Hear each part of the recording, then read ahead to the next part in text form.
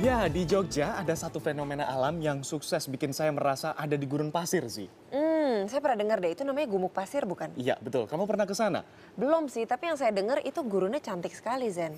Ya, memang seru sekali di sana. Nah, di sana juga ada aktivitas seru yang bisa kita lakukan dan wajib dicoba. Apa tuh? Namanya adalah sandboarding alias selancar pasir. Ini dia ceritanya dalam What to Do.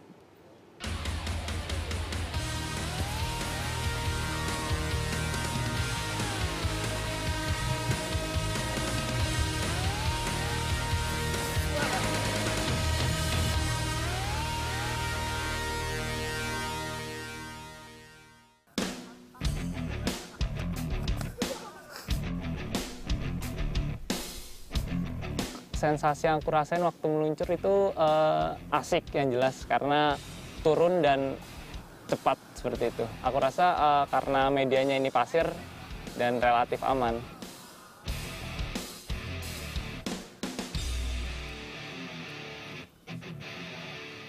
Sensasi yang saya rasakan pas ditarik jeep itu wah luar biasa sekali, Mbak.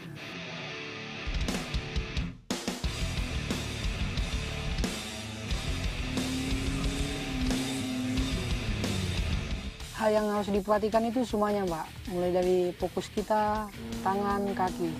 Kan karena kita jarang juga main tarik-tarikan kayak ditarik sama jeep itu, kita harus beradaptasi dengan pasir, kaki, sama tangan kita, Mbak.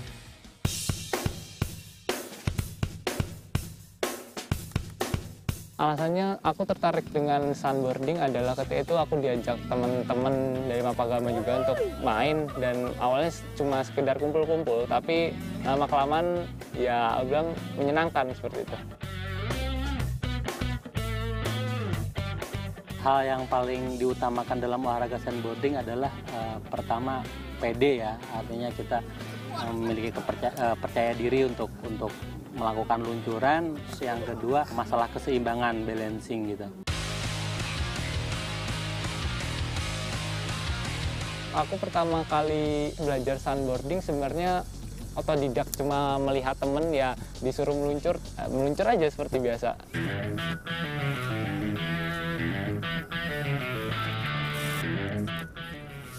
Kalau pengaman yang biasa kita pakai tuh helm, nggak pakai protektor karena di sini pasirnya relatif halus, beda dengan anak yang biasa main skateboard karena itu kan biasa di aspal.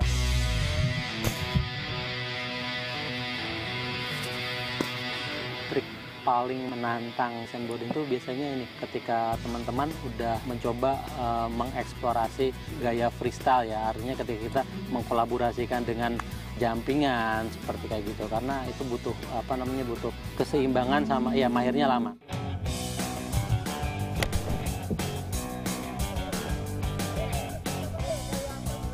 Kalau untuk mendalami trik lanjutan ya atau istilah skill yang lebih gitu untuk bisa melakukan freestyle di sandboarding itu sebetulnya tergantung dari teman-teman ya, tergantung dari kemampuan dia untuk menggali skillnya ya di situ.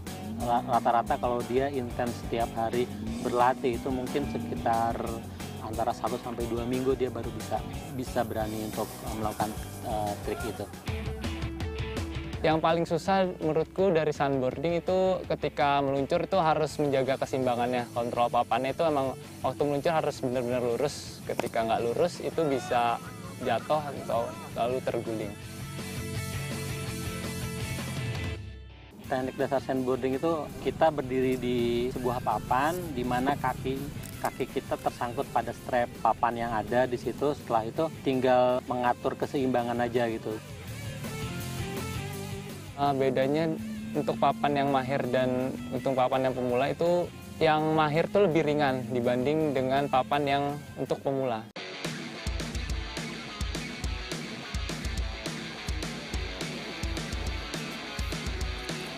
Komunitas kami mendapat tawaran untuk membuat sebuah acara oleh sebuah production house untuk bikin iklan. Dan karena alat kami tidak memadai, mereka mengusahakan sendiri itu membeli dari Mesir.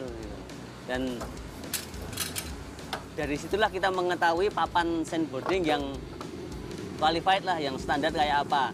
Dan kita contoh dari sampel itu tadi, maka jadilah papan yang sekarang kami produksi di sini. Kami memilih untuk memproduksi papan sendiri, soalnya ketika kita cari informasi harganya berapa itu kalau beli di luar, ternyata mahal sekali.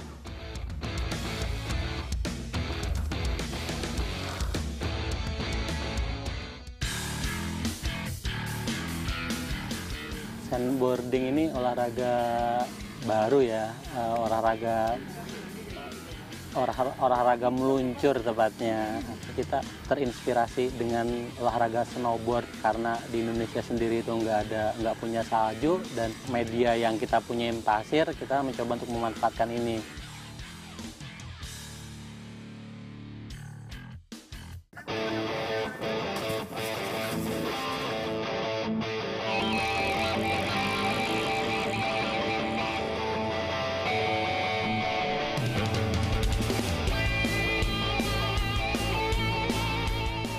Bagi teman-teman yang mau gabung itu bisa langsung gabung ke Facebook kami di Indonesia Sandboarding atau di Twitter sandboarding_id.